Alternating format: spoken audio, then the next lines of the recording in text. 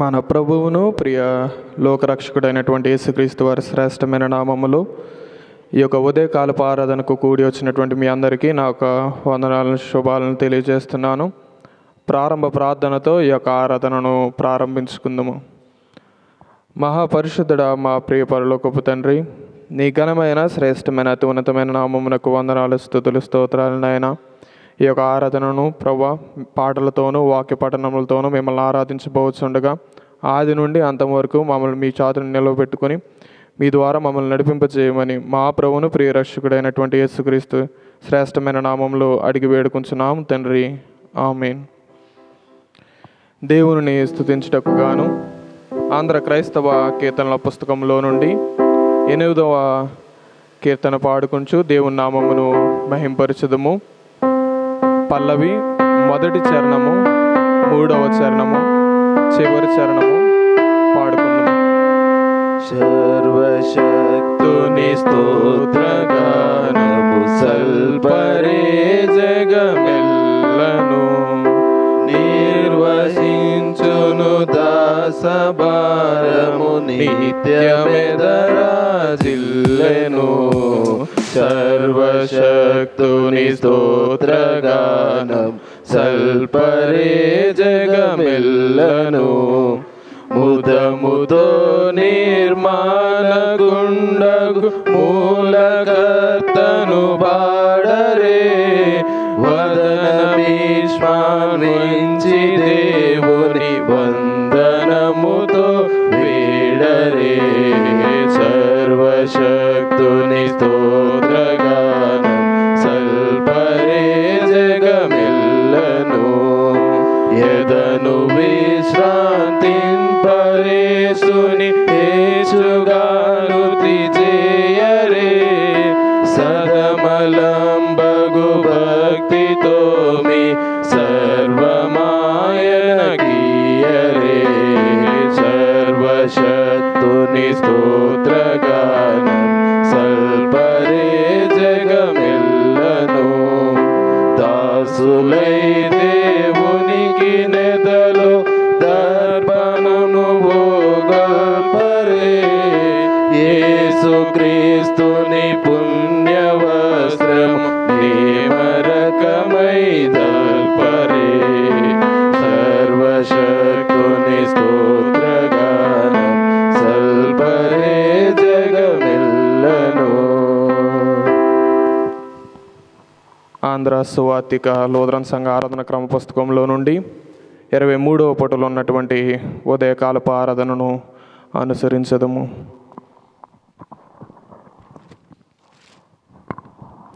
ఓ ప్రభువా, నా పెదవులను తెరువుము.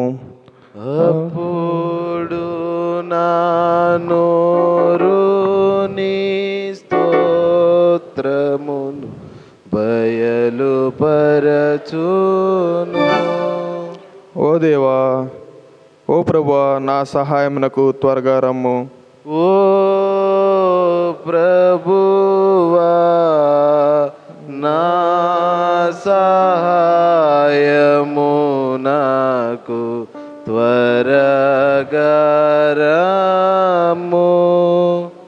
తండ్రికిని కుమారునికి పరిశుద్ధాత్మకును ఆది అందు ఇప్పుడెల్లప్పుడు యుగ యుగములందుండునట్లు మహిమా కలుగుగాక. ఆమేన్ ఆమేన్ హల్లెలూయా. రండి, యెహోవాకు నమస్కారము చేయుదుము. మనలను సృజించిన వాడు ఆయనే. రండి ఉత్సాహించి పాడుదము. రక్షణ దుర్గము మన ప్రభువే. రండి కృతజ్ఞత స్తోత్రముతో రారాజు సన్నిధికి గుదము. సత్ప్రభు నామము కీర్తనల సంతోషగానము చేయుదము. మన ప్రభువే మహాదేవుడు, ఘనమహాత్యము గల రాజు, భూమి ఆగాధపు లోయలలో భూధర శిఖరములాయనవే, సముద్రము సృష్టించే నాయనదే. సత్యుని హస్తమే భువి చేసెన్, ఆయన దైవము పాలితులా, ఆయన మేపెడి గొర్రెలము. ఆ ప్రభు సన్నిధి మోకరించి ఆయన ముందర మ్రోకుదము. ఆయన మాటలు గైకొనినా నయ్యవి మనకెంతో మేలగును. తండ్రి కుమార శుద్ధాత్మకును తగు స్తుతి మహిమలు కల్గుగాక, ఆదిని నిప్పుడు నెల్లప్పుడు నైనట్లు యుగములు నౌనుగాక. తండ్రి కుమార శుద్ధాత్మకును తగు స్తుతి మహిమలు కల్గునామేన్. రండి యెహోవాకు నమస్కారము చేయుదుము. మనలను సృజించిన వాడు ఆయనే. మనమందరము అదే రీతిగా నిలవబడి ఉత్తర ప్రత్యుత్తర భాగముగా 125వ సంకీర్తనను మొదటి వచనము నుండి చివరి వచనం వరకు చదువుకుందాము. చివరి వచనము అందరము కలిసి చదువుకుందాము. 125వ సంకీర్తన. యెహోవా యందు నమ్మికను ఉంచువారు కదలక నిత్యము నిలుచు సియోను కొండవలే నుండుదురు. యెరూషలేము చుట్టూ పర్వతములు ఉన్నట్లు యెహోవా ఇది మొదలుకొని నిత్యము తన ప్రజల చుట్టూ ఉండును. నీతిమంతులు పాపము చేటుకు తమ చేతులు చాపకుండునట్లు భక్తిహీనుల రాజదండము నీతిమంతుల స్వాధ్యము మీద నుండదు. యెహోవా మంచి వారికి మేలు చేయను, యథార్థ హృదయులకు మేలు చేయను. తమ వంకర త్రోవలకు తొలగిపోవారిని పాపము చేయువారితో కూడా యెహోవా కొనిపోవును. ఇశ్రాయేలు మీద సమాధానముండునుగాక. తండ్రికి కుమారునికి పరిశుద్ధాత్మకు ఆదియందు ఇప్పుడు ఎల్లప్పుడు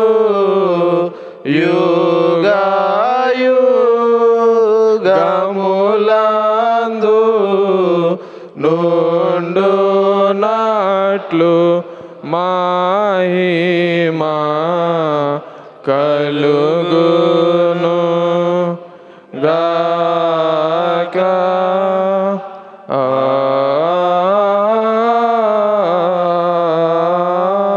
ఆమేన్. దయచేసి అందరూ కూర్చోనండి. నేటి ఉదయకాలపు ఆరాధన కొరకే ఏర్పాటు చేయబడినటువంటి దైవలేఖన భాగములు ఏర్పాటు చేయబడిన వారు చదవగా విందుము.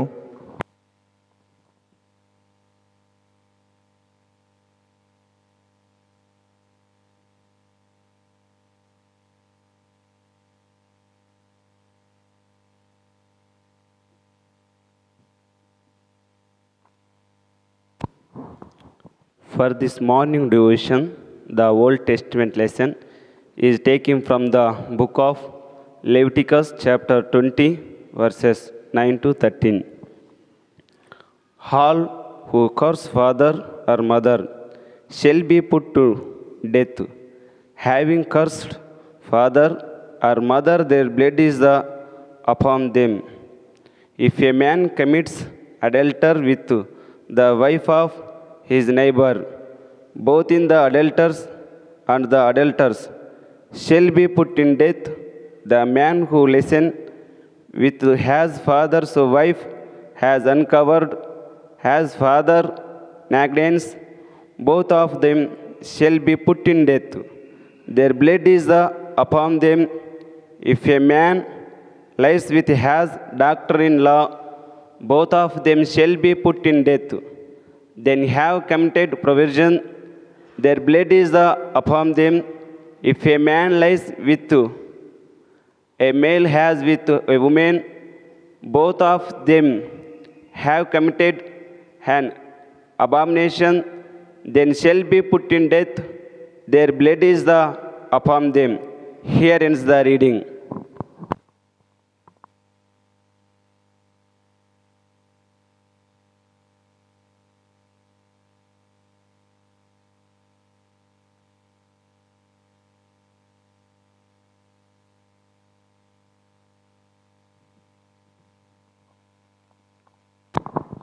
ఈ ఉదయకాలపు ఆరాధన కొరకై ఏర్పాటు చేయబడిన వాక్య భాగము మత్తయి సువార్త 19వ అధ్యాయము 13 నుంచి 22 వరకు.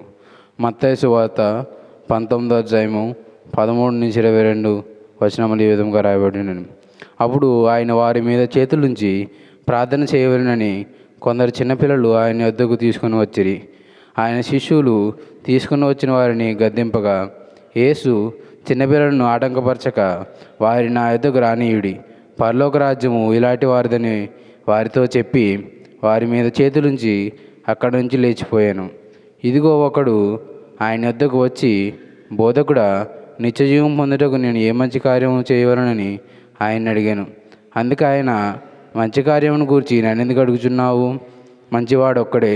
నీవు జీవంలో ప్రవేశించకోరిన యెడల ఆజ్ఞలు గైకొనమని చెప్పాను.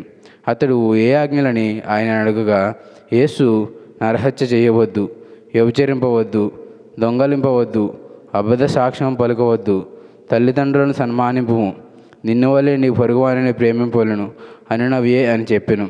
అందుకు ఆ యవనుడు, ఇవన్నీ అనుసరించుతూనే ఉన్నాను, ఇకను నాకు కొదవేయమని ఆయనను అడిగాను. అందుకు యేసు, నీవు పరిపూర్ణుడు ఒకటకు కోరిన యెడల పోయి నీ ఆస్తి అమ్మి బీదలకిమ్ము, అప్పుడు పరలోకమందు నీకు ధనము కలుగును. నీవు వచ్చి నన్ను వెంబడించమని అతనితో చెప్పాను. అయితే ఆ యవనుడు మిగులు ఆస్తి గలవాడు గనుక ఆ మాట విని వ్యసనపడుచు వెళ్ళిపోయాను. ఇంతటితో పర్యంతం.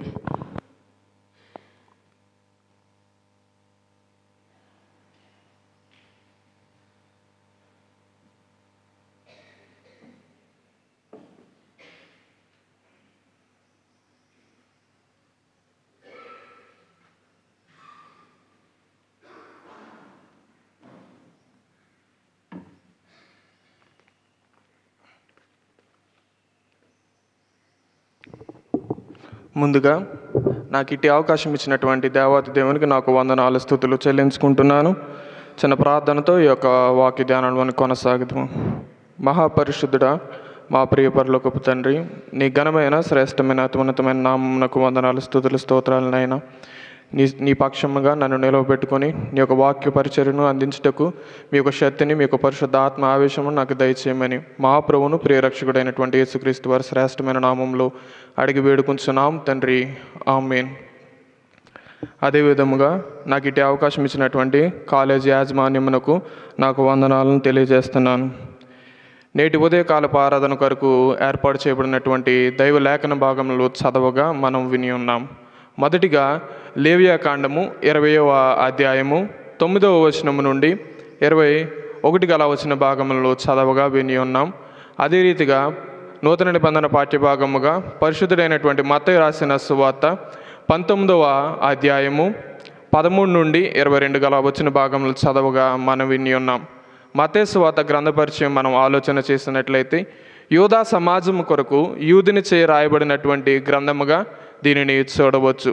ఈ గ్రంథములో యేసుక్రీస్తు ప్రభుని వారిని గూర్చి దేవుని కుమారునిగా ఆయన ప్రజలుగా ఉన్నటువంటి మనము ఏ రీతిగా నిత్యరాజ్యాన్ని చేరాలి అనేటటువంటి వినూతనమైనటువంటి విషయాలను గూర్చి తెలియజేస్తున్నటువంటి గ్రంథముగా దీనిని చూడవచ్చు.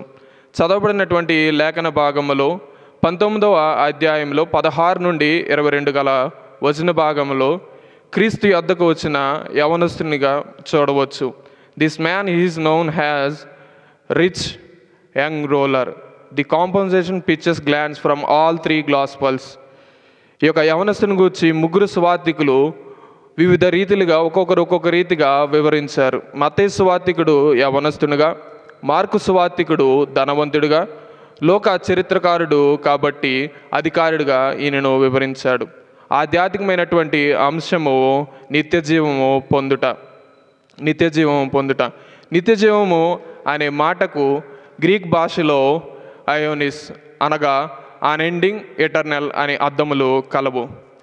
దేవుని రాజ్యమునకు సాదృశ్యముగా ఈ యొక్క నిత్యజీవం అనేది ఉన్నట్లు తెలుస్తుంది. దేవుని యొక్క రాజ్యములోనికి మానవుడు ప్రవేశించడం అంటే నిత్య జీవంలోనికి ప్రవేశించినట్లే. అదే రీతిగా మనం చూసినట్లయితే దేవుని ఉద్దేశించినట్లు మనము జీవించాలి. ప్రేమ, ఆనందం, సంతోషంతో మనం జీవించాలి. ఇది క్రైస్తవ సమాజానికి సిద్ధాంతముగా నిత్య జీవము ఉన్నట్లుగా కనబడుతుంది. అదే రీతిగా చదవబడినటువంటి లేఖన భాగంలో మత్తయి సువార్తికుడు వివిధ రీతిలుగా ఈ యొక్క నిత్య జీవం గురించి వివరించాడు. మత్తయి సువార్త 19వ అధ్యాయం 16వ వచనంలో నిత్య జీవముగా, 17వ వచనములో జీవముగా, 21వ వచనములో పరలోక రాజ్యముగా చెప్పడం మనం గమనించవచ్చు. యాంటీ రైట్ ప్రకారం నిత్య జీవం అనేది భౌతిక ప్రపంచం మరియు ఆధ్యాత్మిక ప్రపంచము ఏకత్వమును సూచించుతున్నది. నూతన సృష్టిని భాగస్వామ్యంలో పొందడమే ఈ యొక్క నిత్య జీవంగా ఈయన తెలియజేశాడు. అదే రోల్డ్ అప్ బూట్మ్యాన్ అనే పండితుడు నిత్య జీవం అనేది ప్రస్తుతము అనుభవించాలి అని వివరించాడు. భవిష్యత్తులో పొందుకునేది కాదు అని చెప్పి, క్రీస్తు ద్వారా ఇప్పుడే అని చెప్పి అనుభవించాలని చెప్పి ఈయన తెలియజేశాడు. మొదటి ఆధ్యాత్మికమైనటువంటి విషయము దేవుని ఆజ్ఞకు విధేయత చూపుట. నిత్య జీవం పొందాలంటే దేవుని ఆజ్ఞకు విధేయత చూపడం చాలా ప్రాముఖ్యమైనది. మత్తయి సువార్త 19వ అధ్యాయం 16వ వచనంలో క్రీస్తు యొద్దకు వచ్చినటువంటి యవనస్తునిగా ఆయనను చూడవచ్చు. ఆ యవన అధికారిని దేవుని విశ్వసించేలా క్రీస్తులో నడిపించాడు. దేవుని ఆజ్ఞను గైకొనమని తెలియజేశాడు. తర్వాత నీ పొరుగు వారిని ప్రేమించమని చెప్పి క్రీస్తు ఆయనను నడిపించడం మనం గమనించగలం. ఆ యవనస్తుడు పొరుగు వారి యందు హృదయపూర్వకంగా ప్రేమ లేని వానిగా నీ ఆస్తి నమ్మి పేదలకి ఇమ్ము, అప్పుడు పరలోకమందు నీకు ధనము కలదు. ఇహలోక సంబంధమైనటువంటి ధనము కొరకు పరలోక సంబంధమైనటువంటి ఆధిక్యతను ఆ యవనస్తుడు వదులుకున్నట్లుగా కనబడుతున్నది. అదే రీతిగా నిన్ను వలె నీ పొరుగు వారిని ప్రేమించమన్నటువంటి క్రీస్తు ఆజ్ఞకు యాకోబు రాయిల్లాగా పిలిచాడు. యాకోబు రాసినటువంటి పత్రిక 2వ అధ్యాయం 8వ వచనంలో అందరితో మంచి సంబంధములు కలిగి ఉండటం ద్వారా ప్రేమ, సంతోషం, శాంతిని పొందుకుంటారు, తద్వారా నిత్య జీవంలోనికి ప్రవేశిస్తారని చెప్పి తెలియజేశాడు. క్రీస్తు అతనిని నిత్య రాజ్య మార్గంలోనికి నిర్దేశించాడు. తన తప్పును తనకి తెలియజేశాడు. అదే రీతిగా క్రీస్తు ఆ యవనస్తుడు రక్షింపబడాలని చెప్పి ఉద్దేశించాడు. కానీ ధనవంతుడైనటువంటి యవన అధికారి దేవుని ఆజ్ఞను తప్పుగా అర్థం చేసుకున్నాడు. దేవుని ప్రేమించేవారు ఆయన ఆజ్ఞలను గైకొంటారు, ఆయన ఆజ్ఞలను అనుసరిస్తారు. రెండవ ఉపాంశముగా చూసినట్లయితే క్రీస్తును వెంబడించడం, ఫాలోయింగ్ జీసస్ క్రైస్ట్. మత్తయి సువార్త 19వ అధ్యాయం 21వ వచనములో నీ ఆస్తిని అమ్మి నీవు వచ్చి నన్ను వెంబడించమని క్రీస్తు యవనస్తుడు చెప్పినటువంటి ఉద్దేశం ఏమిటంటే అన్ని విషయములలో కూడా క్రీస్తుకు ప్రథమ స్థానం ఇవ్వటం, మొదటి స్థానము ఇవ్వాలని చెప్పి ఆయన యొక్క ఉద్దేశంగా మనము చూడవచ్చు. క్రీస్తు అనుచరునిగా పిలవడం దేవుని మానవ సంబంధమును విధేయతను తెలియజేస్తుంది. యేసు ఈ వ్యక్తిని తన శిష్యునిగా నన్ను వెంబడించమని చెప్పడం గమనించవచ్చు. తన శిష్యులను చాలామందిని పిలిచినప్పుడు ఇటువంటి భాషను ఉపయోగించడం మనం గమనించగలం. మత్తయి సువార్త 14వ అధ్యాయము 19వ వచనంలో, అదే రీతిగా 8వ అధ్యాయము 22వ వచనంలో మనం గమనించగలం. యేసు ఈ వ్యక్తిని అనుచరుడిగా పిలిచాడు. కానీ తన హృదయంలో సంపదనకు ప్రాముఖ్యతనిచ్చాడు. సంపద కంటే మరొక స్వర్గము లేదని చెప్పి అతను భావించాడు. పేదరికము కంటే మరొక నరకము లేదని చెప్పి ఆ యవనస్తుడు భావించాడు. మిగిలిన ఆస్తి గలవాడు కనుక వ్యసనపడుతూ వెళ్ళిపోయాను. నిన్ను వలె నన్ను వెంబడించమని క్రీస్తు చెప్పడం కేవలం బౌద్ధికపరమైనటువంటి చర్య మాత్రమే కాదు, క్రీస్తు బోధల ప్రకారముగా చిత్తానుసాదృశ్యముగా ఇవ్వడం, నిత్య జీవము కలిగి దానిలో జీవించాలని చెప్పి క్రీస్తు యొక్క అర్థముగా మనకు కనబడుతుంది. క్రీస్తును వెంబడింపగోరిన ఎడల తనను తాను తగ్గించుకుని, తనను తాను ఉపేక్షించుకుని, తనను సిలువనెత్తుకొని వెంబడింపవలను. ఎవడైతే దేవుని సిలువనెత్తుకొని ఆయన పరిచర్య నిమిత్తమును సమస్తమును విడిచిపెట్టి క్రీస్తునకు వెంబడింపగోరుతారో వారు లోకములో దేవుని యొక్క ఆశీర్వాదములను పొందుకుంటారు. మూడవ విషయముగా స్వయ తిరస్కరణ, సెల్ఫ్ డివైన్. మత్తయి సువార్త 19వ అధ్యాయము 21వ వచనములో దేవుని యొక్క రాజ్యంలోనికి ప్రవేశించాలంటే మూడవ ఆధ్యాత్మికమైనటువంటి విషయము దాతృత్వం మరియు నిష్ఠాత్వము. యవన అధికారుడిగా క్రీస్తును తిరస్కరించినట్లుగా మనం అక్కడ గమనించవచ్చు. ఆయనను సంపదనకి ప్రాముఖ్యతను కోరుకోవడం మనం గమనించవచ్చు. అక్కడ చూసినట్లయితే దేవుని సంపదను, క్రీస్తు ఆ సంపదను ఇతరులకు సహాయం చేయుటకు, పొరుగువానికి సహాయం చేయుటకు నీ యొక్క ఆస్తిని ఇతరులకు ఇచ్చి నన్ను వెంబడించమని చెప్పడం మనం గమనించవచ్చు. కానీ మిగిలిన ఆస్తి గలవాడు కనుక వ్యసనపడుతూ వెళ్ళిపోయినట్లు మనము చూడగలం. ప్రాముఖ్యంగా క్రీస్తు ఆ యవనస్తుడును ప్రేమించాలని చెప్పి, ఆయనను అనుసరించాలని చెప్పి ఆశించాడు. కానీ ఆ యవనస్తుడు క్రీస్తును తిరస్కరించాడు. తన ఆస్తి ఉన్నటువంటి ప్రేమను బట్టి క్రీస్తును తిరస్కరించినటువంటి యవనస్తునిగా మనం చూడవచ్చు. అదే రీతిగా తన జీవితాన్ని క్రీస్తుకు అప్పగించడానికి ఇష్టపడలేదు. యేసుక్రీస్తు నిజదేవుని కుమారుడిగా అంగీకరించడానికి అవిశ్వాసము చూపించాడు. మతమును గూర్చి అతని భావన ఆజ్ఞలను పాటించడమే దేవుని అంగీకరించకపోవటం, మంచి చేయడం తనకి ఉన్నాయని చెప్పి భావించాడు. నీతి, సొంత అహము అతనిని కప్పివేశాయి. అతడు ధనవంతుడు కనుక తను పొందినటువంటి విలాసవంతమైనటువంటి జీవితాన్ని అతను వదులుకోవడానికి ఇష్టపడలేదు. అతడు విలాసవంతమైనటువంటి జీవితము అప్పటి వరకు తను ఉన్నటువంటి స్థితిని, ఆ ఆధిక్యతను వదులుకోవడానికి అతను ఇష్టపడలేదు. అదే రీతిగా మనం చూసినట్లయితే క్రీస్తును అప్పగించుకోకపోవడానికి ఉన్నటువంటి మనలో ఉన్నటువంటి చెడుతనమును, మనలో ఉన్నటువంటి ఆ ఆస్తి వలె దేనికైతే ప్రాముఖ్యతనిస్తున్నామో దానిని మనము విడిచిపెట్టాలి. అతని అహము అతను క్రీస్తునద్దకు, దేవుని వద్దకు చేరకుండా, ఏమీ పొందకుండా చేసింది. మనం కూడా గమనించాలి. యవనస్తుని వలె, ఆస్తి కలిగినటువంటి యవనస్తుల వలె మనం ఉంటున్నామనేది గమనించాలి. యేసుక్రీస్తునందు విశ్వాసం ఉంచిన ప్రతివాడు నశింపక నిత్య జీవం పొందినట్లు దేవుడు ఆయన మనకు అనుగ్రహించెను. క్రైస్తవ విశ్వాసులు నిత్య జీవం పొందాలని దేవుని కుమారుడిగా క్రీస్తును మనకు అనుగ్రహించడం మనం చూడగలం. క్రీస్తు తనను రిత్తునుగా చేసుకుని, తను తగ్గించుకొని ఆయన మనందరి కొరకు బలియాగం అవటం మనం గమనించగలం.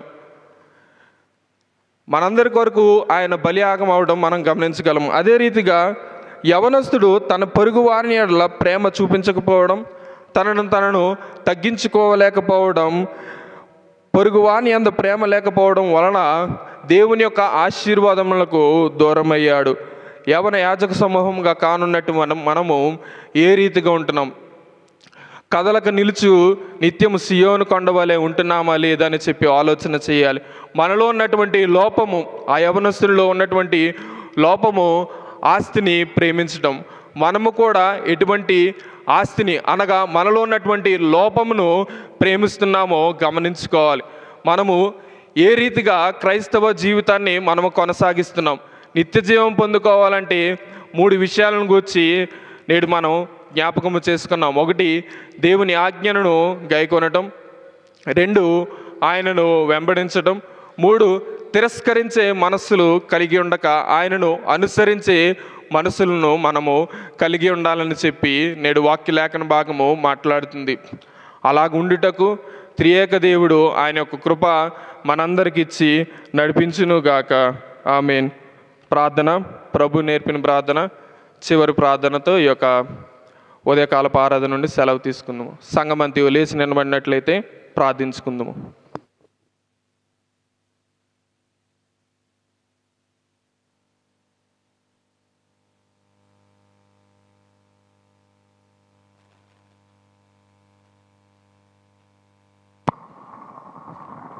ప్రార్థన. మహాపరిశుద్ధుడా, మా ప్రియ పరలోకపు తండ్రి, నీ ఘనమైన శ్రేష్టమైన అతి ఉన్నతమైన నామమునకు వందనాలు, స్తుతులు, స్తోత్రాలు నాయన. ఈ యొక్క ఉదయకాలపు ఆరాధనలో మామూలందరినీ మీ యొక్క సజీవ లెక్కలో నిలవబెట్టినటువంటి రీతిని బట్టి మీకే వందనాలు, స్తుతులు, స్తోత్రాలను తండ్రి. ప్రాముఖ్యంగా ప్రభువా 2025 జనవరి మాసం అంతయు కూడా మీ యొక్క రెక్కల చాటు నీడి కింద భద్రపరిచి తండ్రి, ఈ యొక్క ఫిబ్రవరి నెలలో మొదటి దినాలలో మమ్మల్ని ప్రవేశపెట్టినటువంటి రీతిని బట్టి మీకే వందనాలు, స్తుతులు, స్తోత్రాలు నాయన. మాకు ఆంధ్ర క్రైస్తవ దైవజ్ఞాన కళాశాలను దీవించమని అడుగుతున్నాను. అలాగనే తండ్రి, ఈ యొక్క కళాశాలలో జరుగుతున్నటువంటి ప్రోగ్రామ్స్ని బట్టి ప్రార్థన చేస్తున్నాం ప్రభా. 1 డే ఉమెన్స్ మీట్ జరగనున్నటువంటి కార్యక్రమాలన్నింటిని బట్టి ప్రార్థన చేస్తున్నాను ప్రభా. ఎవరైతే నీ యొక్క సహాయం కోరుచున్నారో వారందరికీ మీ యొక్క సహాయమును దయచేయమని అడుగుతున్నాను. నిత్య జీవమును మేము పొందుకోవాలంటే ఏ రీతిగా మీ యొక్క ఆజ్ఞలను ఆచరిస్తున్నామో, వాటిని వెంబడిస్తున్నామో, నమ్మకము కలిగి మేము జీవిస్తున్నాము అనేటువంటి విషయాలను మేము గైకొని నీ యందు విశ్వాసం ఉంచినటువంటి నీ ప్రియ కుమారులుగా ఉండుటకు మీ యొక్క కృపను దయచేయమని అడుగుతున్నాను ప్రభువా. మా రాష్ట్రములను, మా దేశములను ప్రేమించి వారందరినీ ఇదిగో తండ్రి, వారిపై నాయకులుగా ఉన్నటువంటి వారందరినీ కూడా మంచి జ్ఞానముతో, శక్తితో ఈ యొక్క రాష్ట్రమును మరింత అభివృద్ధి కార్యక్రమాలు నడిపించటకు మీ యొక్క కృపను దయచేయమని అడుగుతున్నాను. మా ఆంధ్ర క్రైస్తవ దైవజ్ఞాన కళాశాలలో టీచింగ్ ఫ్యాకల్టీ, నాన్ టీచింగ్ ఫ్యాకల్టీని బట్టి ప్రార్థన చేయించిన ప్రభావ వారందరినీ దీవించండి. మంచి శక్తిని, మంచి బలాన్ని వారికి దయచేయమని, స్టూడెంట్గా ఉంటున్నటువంటి మా వాళ్ళందరినీ మాకు కావాల్సినటువంటి అవసరతలన్నింటిని కూడా మాకు దయచేయమని, ఫీజుల విషయాల్లో ప్రార్థన చేసిన వాటిలన్నింటిని కూడా సదాకాలంలో మేము కట్టుకుని ఇదిగో తండ్రి మా అకాడమిక్స్ ఇయర్స్ను మేము పూర్తి చేసుకోవడానికి మీ యొక్క కృపను దయచేయమని మా ప్రభువును ప్రియరక్షకుడైనటువంటి యేసుక్రీస్తు వారి శ్రేష్టమైన నామంలో అడిగి వేడుకుంటున్నాం తండ్రి. ఆమేన్. పరలోకం మా తండ్రి, నీ నామ పరిశుద్ధ పరచబడుగాక, నీ రాజ్యం వచ్చునుగాక, నీ చిత్తం పరలోకమందు నెరవేర్చినట్లు భూమి అందు నెరవేరునుగాక. మా ఆహారం నేడు మాకు దయచేయం. వాడల అపరాధం చేసిన వారు మేము క్షమించిన ప్రకారం మా అపరాధం క్షమించు. ఆమె శోధనలకు తేగా దృష్టిని తప్పించు. రాజ్యము, శక్తి, మహిమ నిరంతరం నీవు ఉన్నావు తండ్రి. ఆమేన్. మన తండ్రి అయిన దేవుని ప్రేమ, కుమారుడైనటువంటి యేసుక్రీస్తు వారి యొక్క కృప, పరిశుద్ధాత్మ యొక్క ఆదరణ, సహాయము ఇప్పుడు ఎల్లప్పుడు సదాకాలం మనందరికి తోడేండునుగాక. ఆమేన్. ఆశీర్వాదంబుల్ మా మీద వర్షింపజేయుమిసా,